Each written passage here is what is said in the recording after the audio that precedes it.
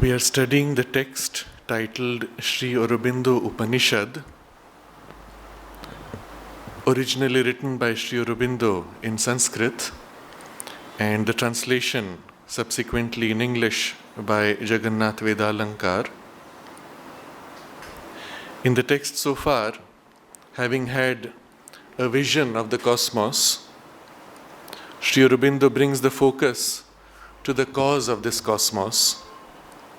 Whatever thus manifests is the world bliss only. And he explains that the entire cosmos is existence, consciousness, which is bliss. And everything in the cosmos is made out of that bliss. The very manifestation of the cosmos originates in the bliss. And what appears as suffering and weakness and ignorance is a deformation of that bliss, the play of that bliss. This point is an important affirmation of Sri Aurobindo and differs from what several other traditions declare as the cause of the world. The mother makes a reference to this in one of her conversations in the agenda, dated 5th of November 1961, where she points out that Paul Richard, drawing from a very different origin in his understanding, used to insist that the origin of the world was in a kind of a divine desire or divine will, which is what we find in some of the traditions originating from the Abrahamic lineage. Sri Aurobindo, on the contrary, used to affirm that the origin was bliss or divine joy. And this is the text which, this is how Mother describes it. The first issue of Arya began with the wherefore of the worlds, and in it Richard attributed the origin of the world to desire, capital D, as a divine desire. They were in perpetual disagreement on this subject. Richard saying it is desire, and Sri Aurobindo, the initial force of the manifestation is joy. This was Sri Aurobindo's statement. The initial force of the manifestation is joy, capital J. Then Richard would say, God desired to know himself. And Sri Aurobindo, no, God had the joy of knowing himself. And it went on and on like that. When Richard went to Japan, he sent his manuscripts to Sri Aurobindo, and Sri Aurobindo continued to translate them into English. Frankly, it was a relief for Sri Aurobindo when we left. He even wrote to someone or other, but it was in a totally superficial way, that Richard's departure was a great relief for him. Because they would go on, he went on arguing from a certain intellectual understanding. But this idea that the origin of the world is from desire, you can trace back in the Western tradition to the Kabbalah. You can also trace it back in some of the Sufi traditions, where they say that God desired to know himself and therefore he made the world. Or in another way they say, God says, I was a hidden gem and I wanted to know, so I created the world. But always this need or this desire, even if it's a divine desire, is the source as it is described in those traditions. Sri Aurobindo, on the contrary, says, God had the joy of knowing himself. And the initial force of manifestation is joy. But joy, of course, in the divine sense. And this is closer to the Vedic perspective, where the origin of the world is in Ananda, the divine bliss. And it is this which Sri Aurobindo affirms in this text. And this means everything in the universe originates in the divine bliss and is made of the divine bliss, and anything which appears as different, devoid of bliss or suffering or weakness or ignorance, is a deformation of that bliss, the play of bliss. And we discussed this last time, how that works out. The second important idea which follows from this is that the divine himself enters the play of bliss to experience it from within.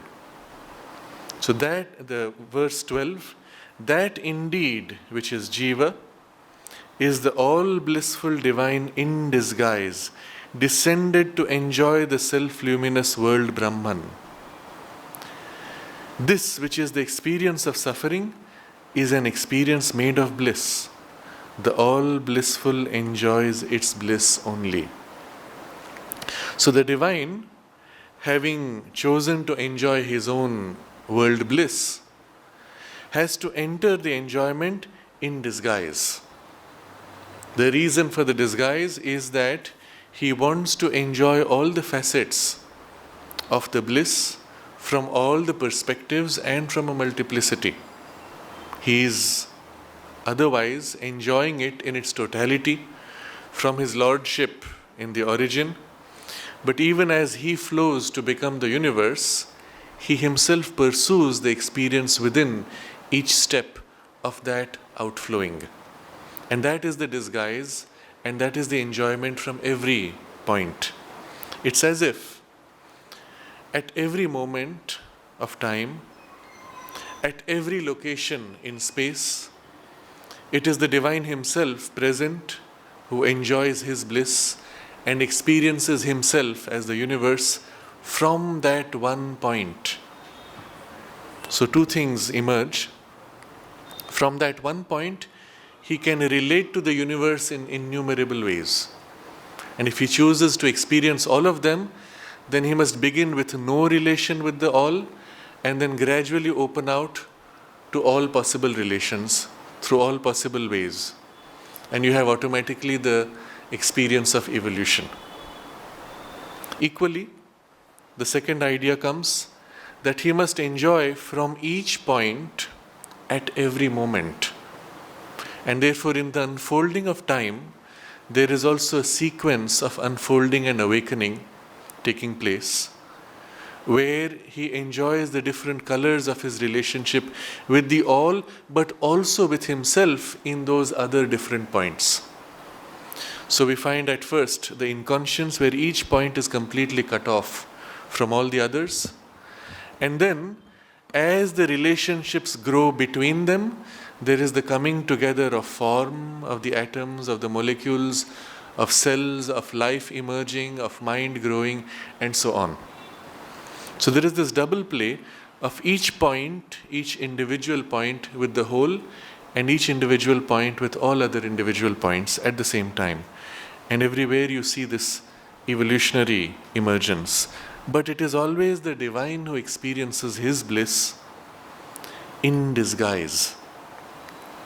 But the experience itself is made of bliss because there is nothing other than that.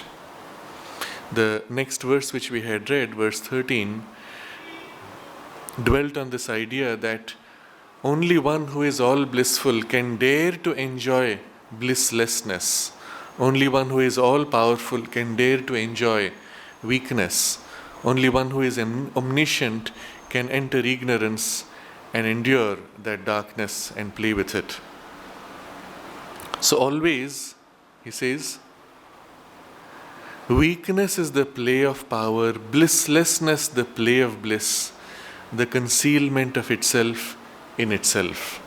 So this is the world that we are experiencing, where all that we see as ignorance, as weakness, as blisslessness is really a concealment of bliss in itself for the purpose of the play. We read last time from some of the sonnets of Sri Aurobindo. One of them in particular describes this double status.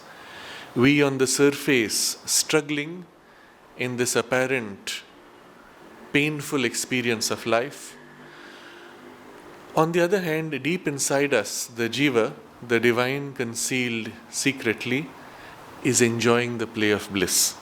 And this is what verse 14 describes. As it is translated, blissfully laughs the jiva, blissfully cries, sheds tears, blissfully throbs as if shining in dark ananda, agitated by tortures, blissfully throbs agitated by violent pleasures. For the full enjoyment of the dark, ignorant portion of the ananda, the jiva conceals it, becoming obscure and ignorant. So this is the text we had paused at, and I thought it worth going through the Sanskrit because of the finer suggestions that it brings.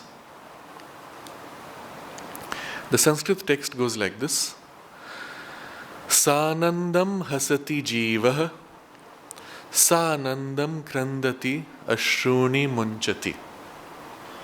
So Sanandam, in ananda, with ananda, hasati, laughs the jiva.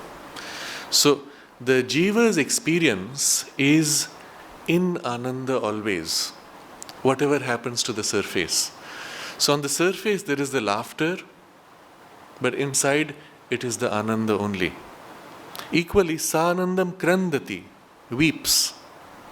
Ashroni munchati, releases tears, but with bliss. So inside it is still the experience of bliss, while on the surface there is the crying and the release of tears. So it is described almost like an actor. When the actor is crying on the stage, it is a skill he has to develop, how to release his tears, when actually inside he is laughing and enjoying the whole experience. So the crying or laughing on the surface equally for the jiva inside is a blissful experience. Neither crying is bliss, nor laughing is bliss. Both are experiences formed out of bliss. But as experiences, they do not express bliss, the bliss is concealed. And the next, Tamo maya anande bhasaman iva. Bhasaman, glowing out in light, manifesting, iva, as if. In the ananda of darkness, tamo maya, of the nature of darkness. But the suggestion is that it is not darkness, but it is as if in darkness. As if in darkness, glowing out in the darkness of ananda. As if ananda has a dark side, but it does not. In a sense, from a certain perspective, we can call it the dark side of ananda because the ananda is concealed. But as if glowing out its light, its play of ananda in what appears to be a darker facet of ananda. And then, Yatanabhi cheshtamana sanandam spurati. Yatana is the torture, cheshtamana is the struggling or agitated effort, activity in the torture. So as it is tortured and as agitated by the torture, sanandam, with ananda, spurati, bursting out in ananda. So on the one hand there is this agitation of torture that is going on, and it is inside bursting out with ananda. Oh, this is what a new experience. Spurat, and then sanandam spurati cheshtamana prachandabhi ratibhi. Even in intense pleasure, it is the same bursting out of ananda in the agitation of intense pleasure. And the word cheshtamana, suggesting agitation, almost as if unconscious mechanical agitation, points to this, that whether in torture or intense pleasure, it is still a restlessness, agitation, which is experienced on the surface, but inside it is equally the bursting out of the ananda, suggesting that both pleasure and the pain of torture are equally distortions, and they are both restless agitations of the surface nature which cannot experience the ananda, which is equally behind both. This is an important point to understand, that ananda is not an exaggeration of pleasure, nor is it an exaggeration of tortures. Both are distortions of the same. Why does that distortion come? That will be the nature of the discussion in the next verse. But for now, the text continues. Purna bhogartham, for the bhoga, enjoyment, nourishment of the complete. Purna bhogartham, tasyanandasya, of the complete ananda, of that complete ananda of the world bliss. Tamasasya anshasya, of the darker portion of that complete ananda. Tamaso bhutva, becoming himself darkened. Anandam gopayati, hides, covers the ananda. So the jiva, in order to enjoy the darker portion of the world bliss, becomes himself darkened and conceals the bliss. So this is how it is. In the translation, it's not as obvious, but there are two ideas here. The jiva conceals the ananda and itself becomes darkened in order to enjoy that darkened ananda. But what is this darkened ananda, as if darkened? We made reference to the text from Savitri, and it is worth reading that now to elucidate. This comes in page 454, where Narada explains the cause of the cosmos and this strange world of pain and fate and death.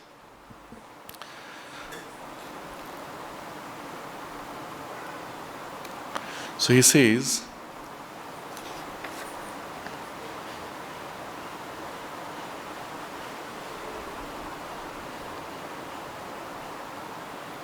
from page 453, bliss is the Godhead's crown, eternal, free, unburdened by life's blind mystery of pain. So the crown of Godhead is always bliss, as long as it is eternal and free, unburdened by life's blind mystery of pain. Pain is the signature of the ignorance, attesting the secret God denied by life. Until life finds him, pain can never end. It's a very interesting statement which connects directly with the next verse, which in the translation simply starts like this: ignorance is the root of this idea, and ego is indeed its seed. By deliverance from ego, one is delivered from ignorance. So the idea is this loss of bliss originates in the ignorance, the sense of separateness of which ego is the seed. And here he is saying, pain is the signature of the ignorance, attesting the secret God denied by life. When we experience pain, pain is telling us, attests that there is the secret God deep within which life is denying. Life says there is no such thing, but the pain is reminding us that there is such a thing.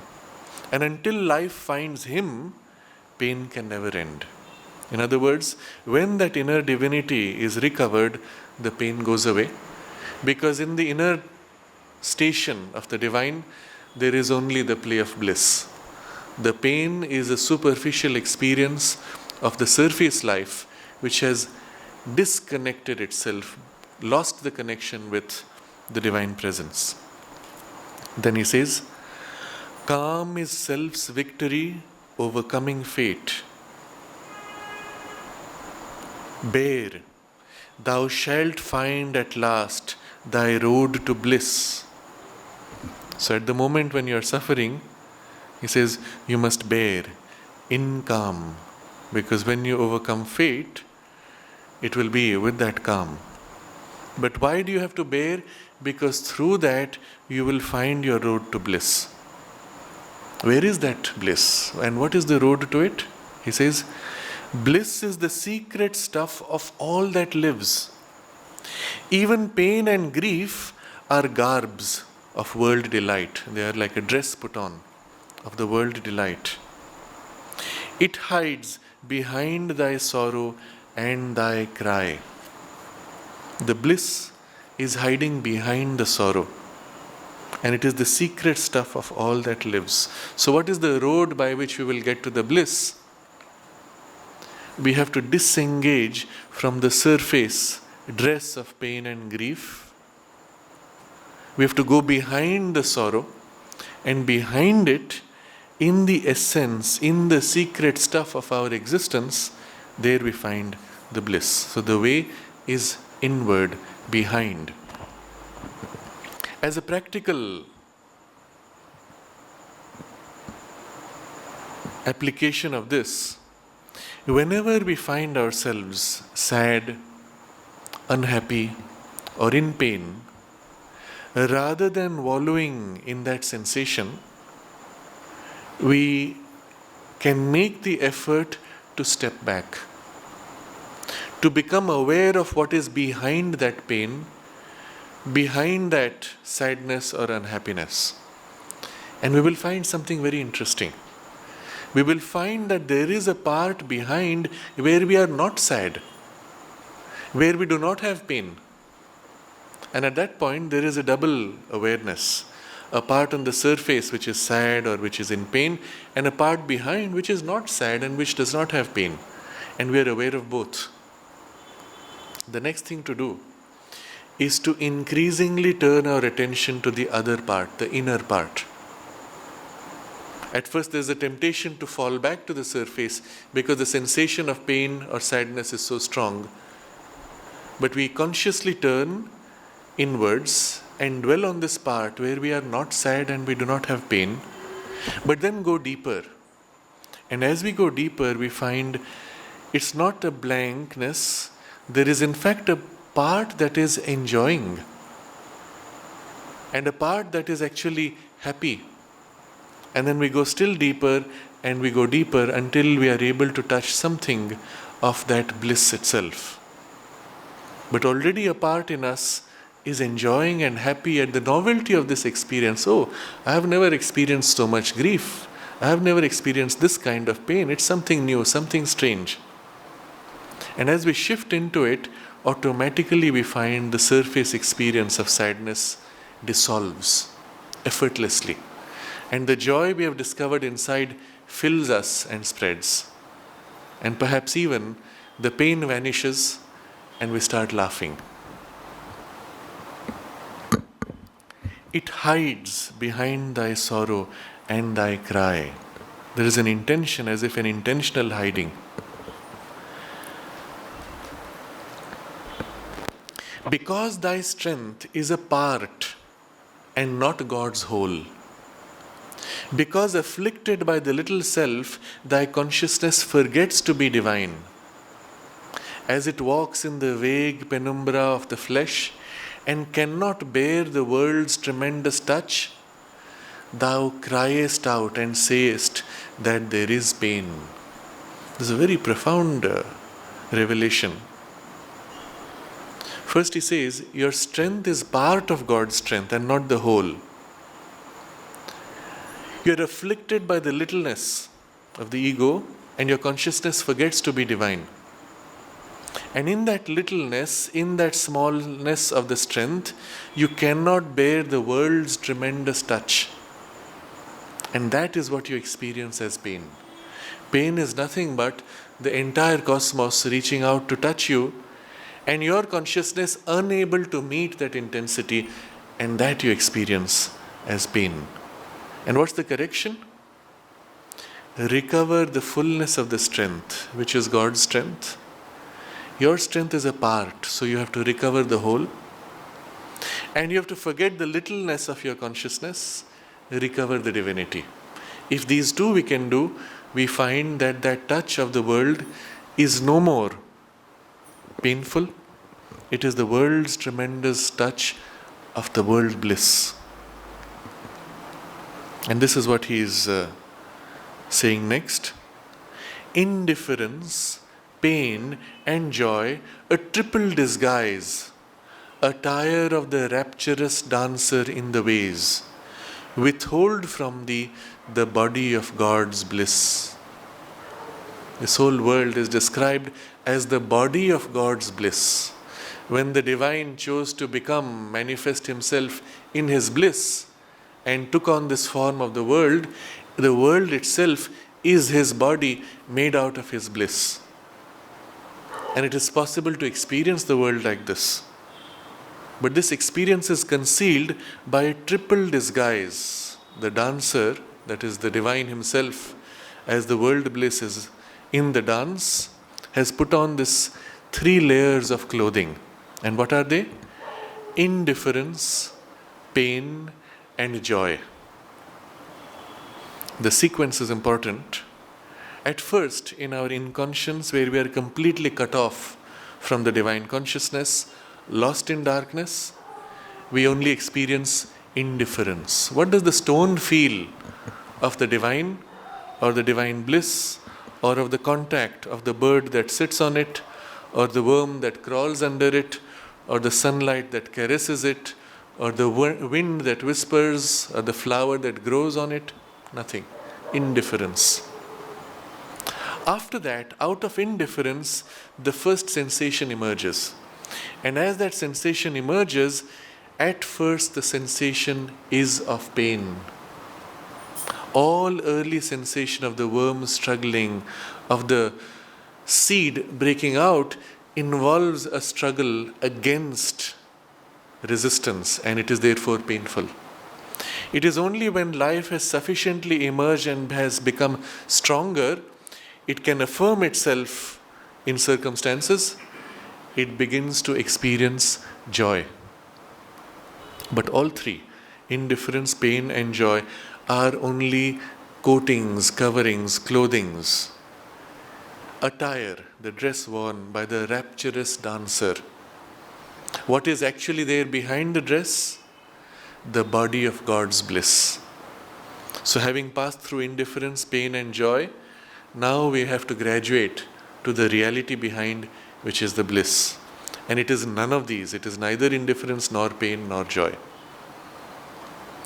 Often we make the error to deal with pain or sadness, unhappiness. We harden ourselves and become indifferent. At best, it can be a strategic retreat, but it is not taking us closer to the divine. Perhaps to be joyous is a step closer, because it means you can enjoy. But what? The moment we attach ourselves to the sensation, to the relationship, to the peace, the joy breaks down quickly and we suffer. The secret is to turn in joy to the one who is all, to the divine. And at that point, the joy of the relationship with the divine, it begins to be an entry point to the divine bliss. And as the bliss fills and replaces indifference, pain, and joy, it is a completely different experience of a different order altogether. And so the next line describes this transition. Thy spirit's strength shall make thee one with God. Thy agony shall change to ecstasy. Indifference deepen into infinity's calm, and joy laugh nude on the peaks of the Absolute. So this is the transition which will take place when we open to the divine strength. The agony becomes ecstasy, indifference becomes the calm of the infinite, and the joy laughs bared in the bliss of the absolute. And the word absolute is important here. As long as we live in the relativity, pain and joy are relative to each other. If you have joy, then there is pain somewhere, or there is indifference behind both. But in the absolute, there can be the bliss which is not made of relativity. It is a complete expression of joy on the foundation of an infinite calm, and of which the peaks are an ecstasy. The rest of the text is the description which we had referred to last time. Why the soul chose to enter this play and the disguise, why it found this darker facet of the divine bliss so important. And he says, O mortal who complainest of death and fate, accuse none of the harms thyself hast called. This troubled world thou hast chosen for thy home, thou art thyself the author of thy pain. How? Why did we choose to enter this world? Once, in the immortal boundlessness of self, in a vast of truth and consciousness and light, the soul looked out from its felicity. It felt the Spirit's interminable bliss. It knew itself deathless, timeless, spaceless, one. It saw the eternal, lived in the infinite. Then, curious of a shadow thrown by truth, it strained towards some otherness of self. It was drawn to an unknown face, peering through night. It sensed a negative infinity, a void supernal whose immense excess, imitating God and everlasting time, offered a ground for nature's adverse birth. So from its immortality, from its deathless, timeless, spaceless oneness, it looked out, curious of a shadow thrown by truth. If the truth is this eternal, deathless, timeless, spaceless one, interminable bliss, that's not the complete truth. The fact that there is timeless, spaceless oneness automatically points to the possibility of time and space and multiplicity. And it is the shadow of the truth. It exists in the truth, it emerges from the truth, but it appears as if the negation of truth, although it is still a part of the truth. The oneness contains multiplicity. Spacelessness holds in it space, timelessness holds in it time. And these things are seen as if a shadow. And the shadow seems to be the opposite, though it is still the truth or an aspect of the truth. So it sensed a negative infinity, a void, in which nature could take adverse birth. And he describes the transition, then how the creation appears. And matter's rigid, hard unconsciousness, harboring the brilliance of a transient soul that lights up birth and death and ignorant life. It sees this. In that darkness, the soul could light up. A mind arose that stared at nothingness, till figures formed of what could never be. It housed the contrary of all that is. So everything is now seen as the opposite of the divine joy and delight. I skip a few lines. Bliss was an incident of a mortal hour, a stranger in the insentient universe. So here is a universe seen where bliss is an incident and a stranger. And the soul is attracted to this possibility. As one drawn by the grandeur of the void, the soul attracted leaned to the abyss. It longed for the adventure of ignorance and the marvel and surprise of the unknown and the endless possibility that lurked in the womb of chaos and in nothing's gulf, or looked from the unfathomed eyes of chance. What an extraordinary experience. Inside the eyes of chance, there are so many possibilities waiting to reveal. Marvel and surprise of the unknown compared to that in which everything is known. The adventure of ignorance. So, it tired of its unchanging happiness. It turned away from immortality.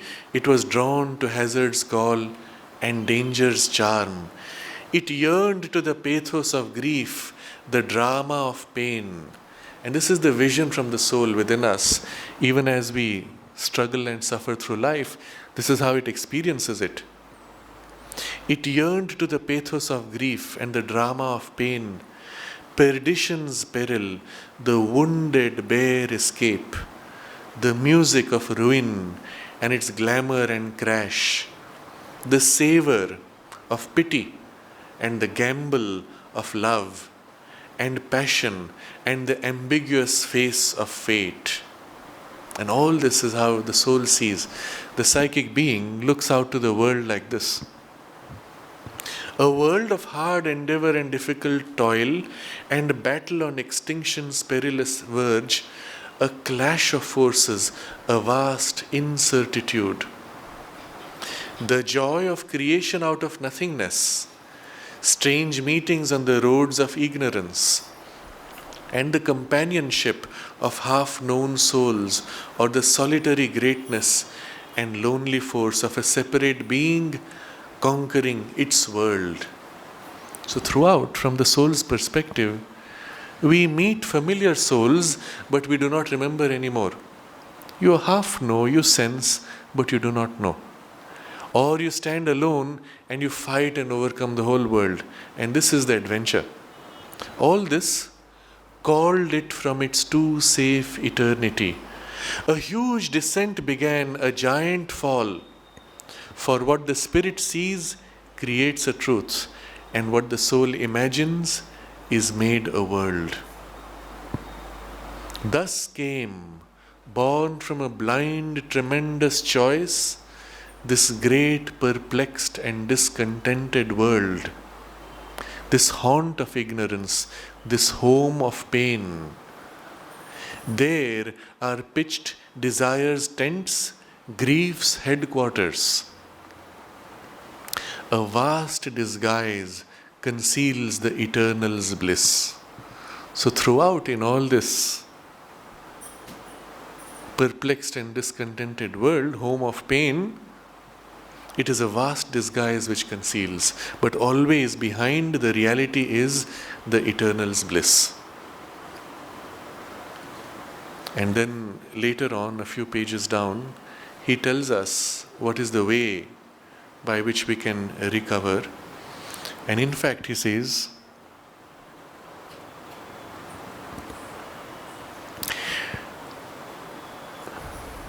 O King, thy fate is a transaction done at every hour between nature and thy soul with God for its foreseeing arbiter. At every point, every experience is a transaction between the soul and nature. Fate is a balance drawn in destiny's book. Man can accept his fate or he can refuse. Even if the one maintains the unseen decree, he writes thy refusal in thy credit page. For doom is not a close, a mystic seal. Arisen from the tragic crash of life, arisen from the body's torture and death, the spirit rises mightier by defeat. Its godlike wings grow wider with each fall. Its splendid failures sum to a victory.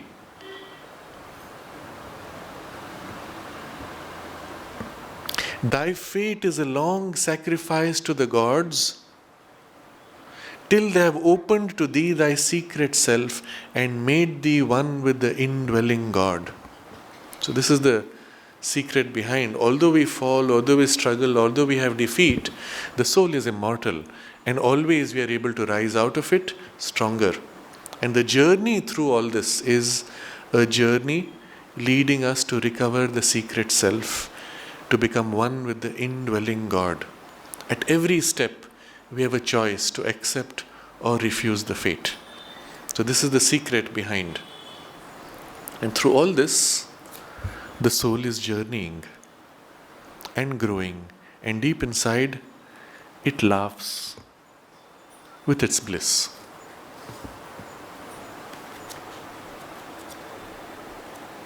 So we read this text again.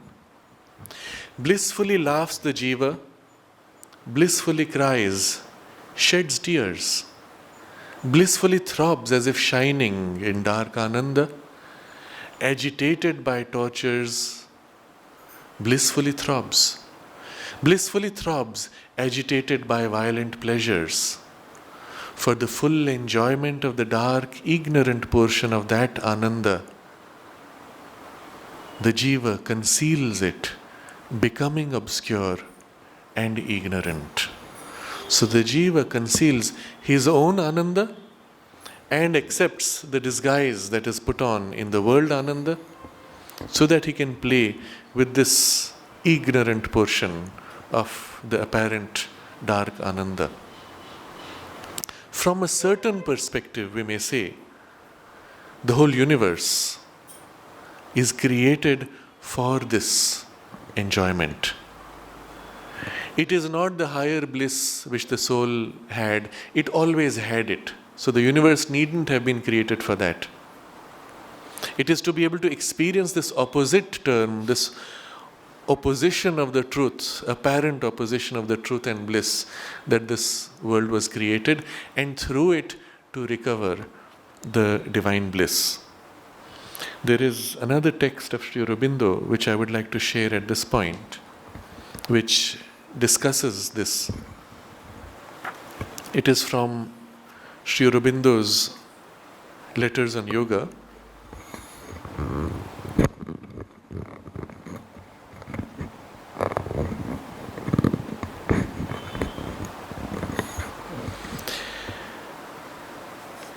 In volume 22 of the collected works, on page 23, there is a letter. It's a long one, but I'll read from portions of it. First he says, an evolution from the inconscient need not be a painful one. There can be evolution without pain. Need not be a painful one if there is no resistance. The pain comes because of the resistance. It can be a deliberately slow and beautiful efflorescence of the divine, as if the divine is hidden and opens out like a flower. One ought to be able to see how beautiful outward nature can be, and usually is, although it is itself apparently inconscient. Why should the growth of consciousness in inward nature be attended by so much ugliness and evil, spoiling the beauty of the outward creation? See, outside you see when the plant grows and eventually the flower blooms, all that happened so beautifully. At each step you see this beautiful emergence. But inside us we don't have that experience. Inside us it is so much ugliness and perversion and evil and distortion. Why should that be? Because of a perversity born from the ignorance which came in with life and increased in mind.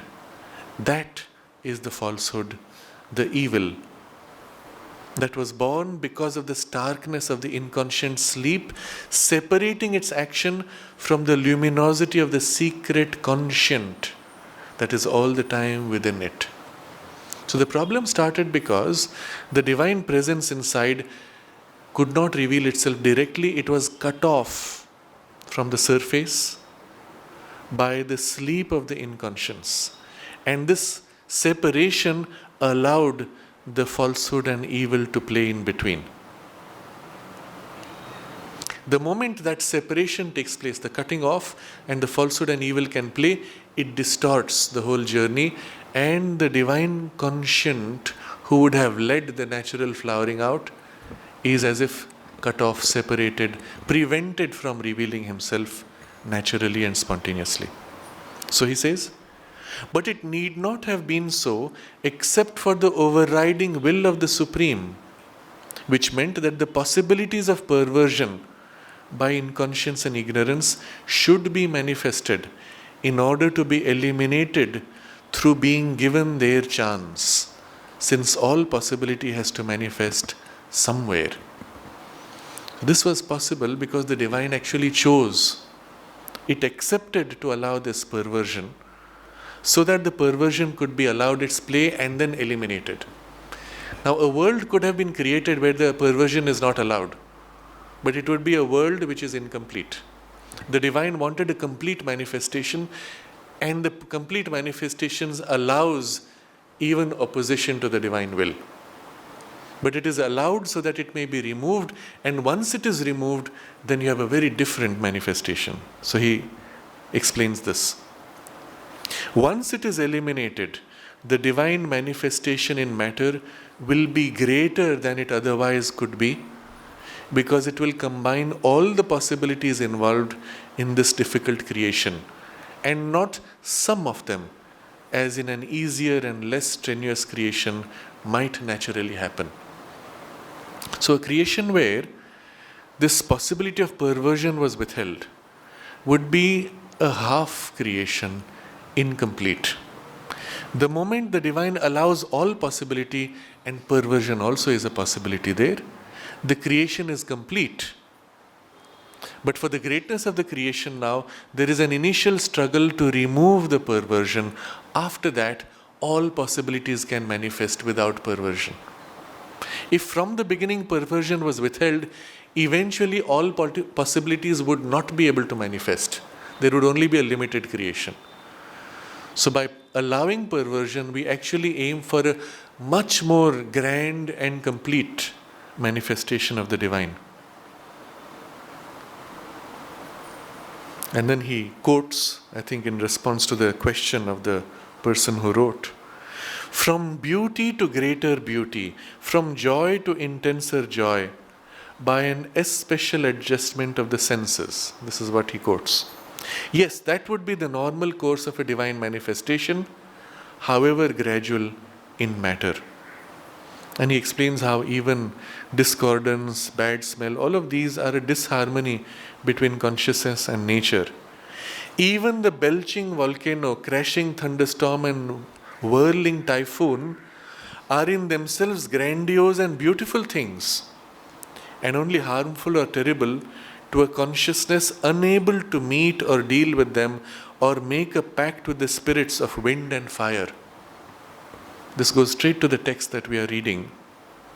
Because it is too intense, because our strength is limited, narrow, because our consciousness is cut off, a fragment. Therefore, all this is too much. But consider a consciousness in which, let's say, a supramental being, living in the oneness of the divine with the power of the divine, when he meets the typhoon, from his universal consciousness, he enjoys this grandiose experience and is able to relate to the spirits of the wind, or in the volcano, the spirits of the fire, and is able to restrain them as he chooses or direct and guide them as he chooses. And then the typhoon can be even part of a play and will not be seen as this painful, destructive force.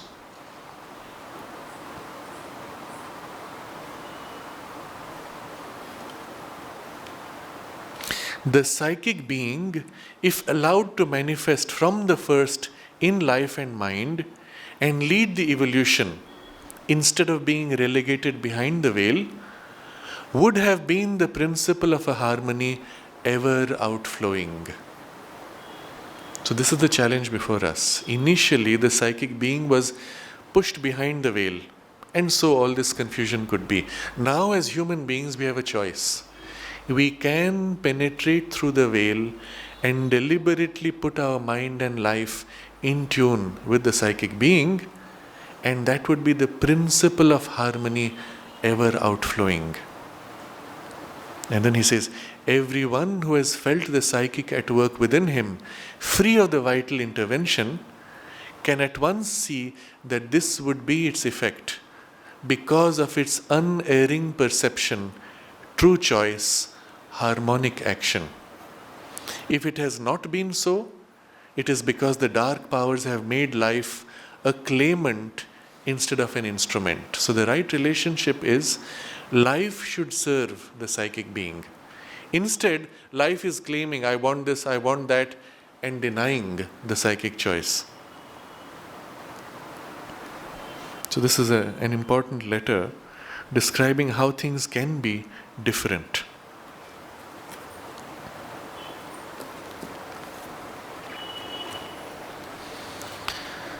So for the full enjoyment of the dark, ignorant portion of that ananda of the world bliss, the jiva conceals itself, conceals its bliss, becoming obscure and ignorant. And the result now, the moment you are in the ignorance, what is the experience we have? The next aphorism describes this. Ignorance is the root of this idea that I am but finite. I am this little person and the universe is infinite. Ignorance is the root of this idea that I am but finite and therefore incapable, weak, and sorrowful. I have to act, know, and achieve with labor at the expense of energy, incurring mortality. Thou art that, I am this. That which thou art, I am not. This is the ignorance, the separation. I lose by that which thou gainest. I shall be happy only if I kill thee. I am not at all so illumined and happy that I may make thee happy by my own suffering, by my own loss, and by my death, etc. This is the form of ignorance in mind. So we will look at each of these. Why Sri Aurobindo bothers to mention each of these different facets of the ignorance is important. Because each represents one of the roots because of which all of our life becomes distorted and loses the contact and the expression of the divine bliss. So we will explore each of these in detail next time. But you see, all of these are essentially expressions of a sense of separation. And from the separation comes the sense of limitation, incapacity, and sorrow. And this is the ignorance, the form of ignorance in mind. And later in verse 16, he will say, by deliverance from ignorance, one is delivered from all suffering. Knowing that I am all blissful, he am I. I am one, I am infinite, I am all. One becomes all blissful, one becomes a being of bliss. This indeed is liberation. So we will see all this next Sunday. For now we can reread verse 14 and meditate on it. Blissfully laughs the jiva, blissfully cries, sheds tears, blissfully throbs as if shining in dark ananda. Agitated by tortures, blissfully throbs. Blissfully throbs, agitated by violent pleasures. For the full enjoyment of the dark, ignorant portion of that ananda, he, the jiva, conceals it, becoming obscure and ignorant. We read also the lines from Savitri and meditate on that.